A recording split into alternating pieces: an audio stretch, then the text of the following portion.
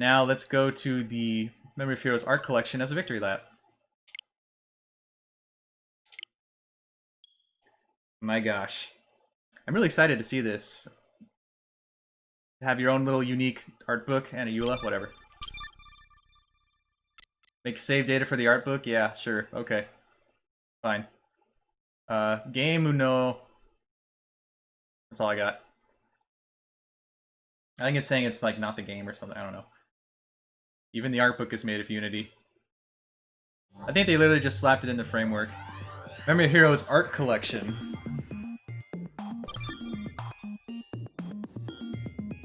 All right. Let's get started, shall we? Here's the art collection. Key visuals. Oh, look at that. Any of these would make great wallpapers. You just gotta erase the key visual part. That was fast. Okay. Oh, that is sick. Look at that. Yeah, the image art is stuck in there. Oh well. Oh, and there's the full roster. Yeah, the Terror Dragon.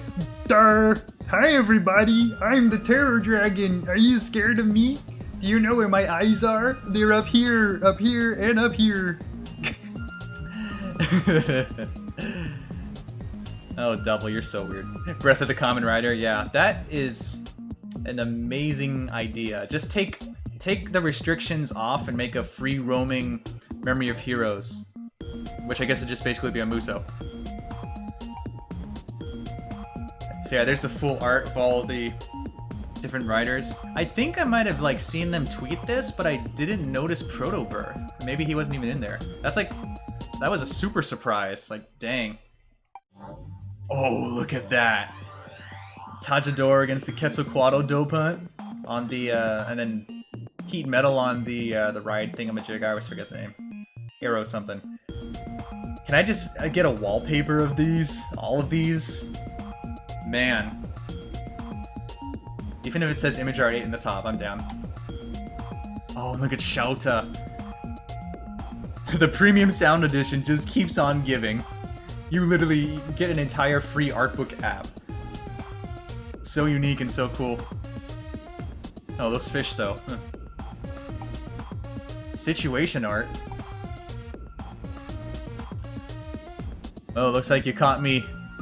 You caught me peeping. Check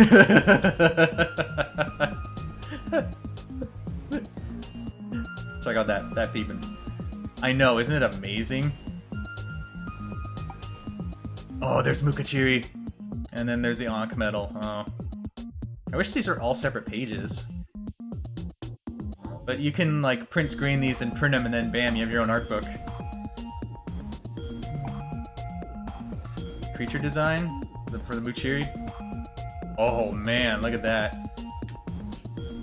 Look at that stinger. That stinger is sweet. Take a look. I'm peeping. Okay. Yeah, that looks great. Can we just get a V Cinema with this? Or with another one or something? Oh, look at those sweet doodles. The actual sketches. Step 1, have talent. Step 2. Yes. Oh, they even translated these? I guess that's why it's a Japanese English. My gosh. An exclusive English translated art book of a Japanese game that's a specific app. It's been a long time since I last assigned a greed, so it did take me some time to get back in the groove. After a period of rumination involving imagined conversations with my former self. What the? I eventually found my rhythm. I was able to cast my mind back to the old days, as well as conjure up scenes from the TV series, and ended up having a lot of fun with it. Muchiri is a greed composed of 3 different animals, in other words, a chimera. My primary focus was on how to combine the visual characteristics of the centipede, the bee, and the ant to create a chimera that would work as a whole. That's really interesting. That's really cool that, you know, the original designers are thinking back to how they did it, so that it looks exactly like they imagined it would be. I made sure to maintain certain typical aspects of the greed design through the use of the usual belt and buckle, large ocular lenses with multiple streaks running through them. I thought that said steaks. The human-like mouth area, use of a leather somewhere in the clothing. The greatest difficulty I encountered came from the fact that B's and ants are so structurally similar. That is true. Any way I could express the difference was through the use of color, and I must admit that I did wish a different combination of animals had been chosen. I think it came out great. I like the little ants on the legs. Oh, here's Dio, Zeus. Look at that man. Oh boy, let's appreciate him a little bit more. On his big old throne. One of the hardest, most obnoxious boss fights I've had in a very long time. I will give it to Dio. He knows how to make a scene. Even when he's not Dio. Can you imagine like a figure arts of this guy on his throne? That'd be like $400. I mean, they did, you know, like Super Saiyan Vegeta, not Super Saiyan, the monkey, the Yuzuru version. That's the word. I'm dying. Let's get a figure arts of this guy who sits on his throne. Oh, okay. Strangely, I never actually spent too much time worrying about the design of Dopants. I suppose the fact that there are so many different motifs is that there are so many correct answers in a way. As long as you're confident in your own mind, that's enough. Designing the Zeus Dopant, I too wanted very much of my initial instincts upon hearing the fundamental motif, now this sense, a tongue twister, behind the concept of the character Zeus, taking the concept of a clearly deranged individual, Dio, sitting atop a throne of his own creation, and working with that through to the end. Major factor I tried to implement in the design, in the creation of its design, is the incorporation of a throne itself in the physical body of the Dopant. That would have been a difficult concept to implement on the television screen. In the game, yeah, obviously that's going to be not too difficult. Like, how are you going to keep that thing floating unless you make it CG? You got Ai-chan. Looking good. Looking very, like a robot from Puyo Puyo. Or a Chow, or a mix of them.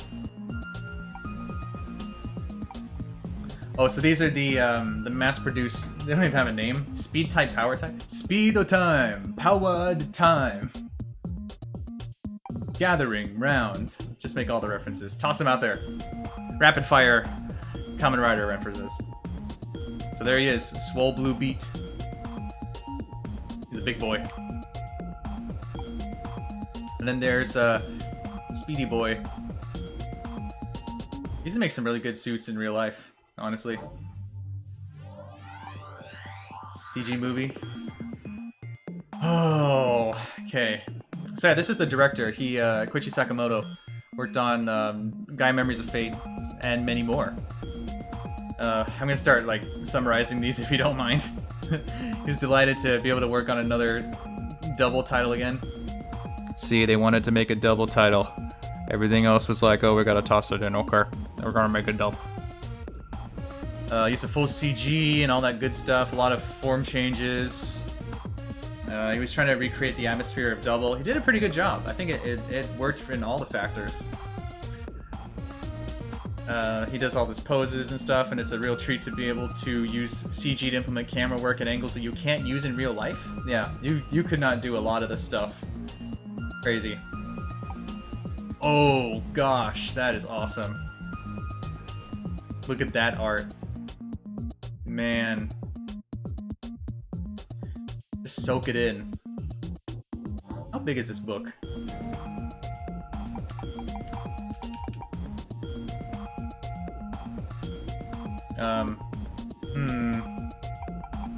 Let's switch back to English.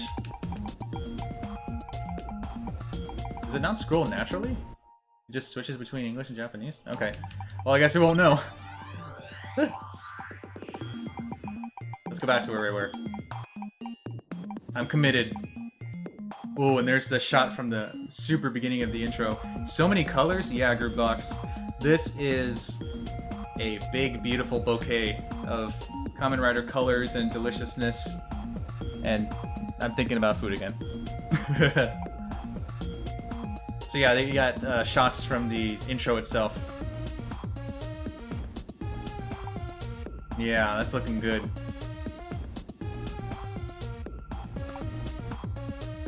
And there's Shotaro being owned.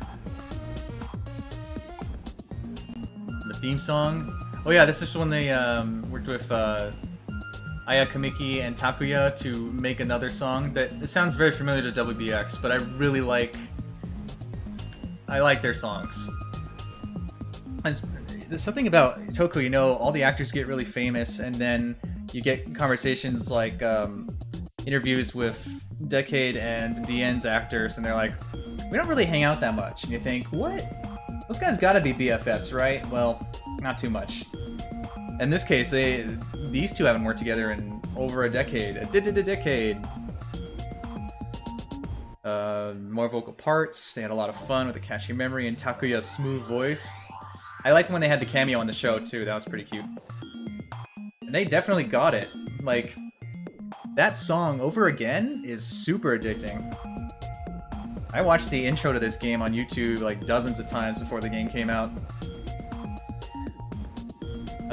So yeah, they were really happy to work on this, obviously. Oh, that's it? Okay, well. I think that was worth it, though. Man. Whew. Gotta take a deep breath.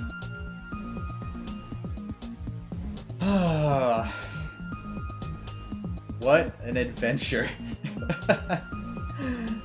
So yeah, final verdict. Game is amazing. Premium Sound Edition's the way to go, even though it's super expensive. You know, boy, go get some food, you know it. But yeah, the game is so worth it. Premium Sound Edition, the way to go. The art book is also pretty good. A lot of fun, a lot of fan service, a lot of insanity, a lot of surprises, and again, the downsides are the fact that 0-1 is barely used. And the final fights are absolutely stupid ridiculous. But overall, this game was amazing, and it's definitely probably in my top list as a massive Rider fan. And you know, who knows? Maybe I'll do another playthrough of Climax Scramble and stream that, since I didn't do it last time. In the before streaming days of like 2 months ago. I just barely started. But anyway, that's gonna be it for Memory of Heroes. Thank you guys for tuning in. I had a great time. I hope to see you again, and I hope you have a good one. Live on eternally. See ya!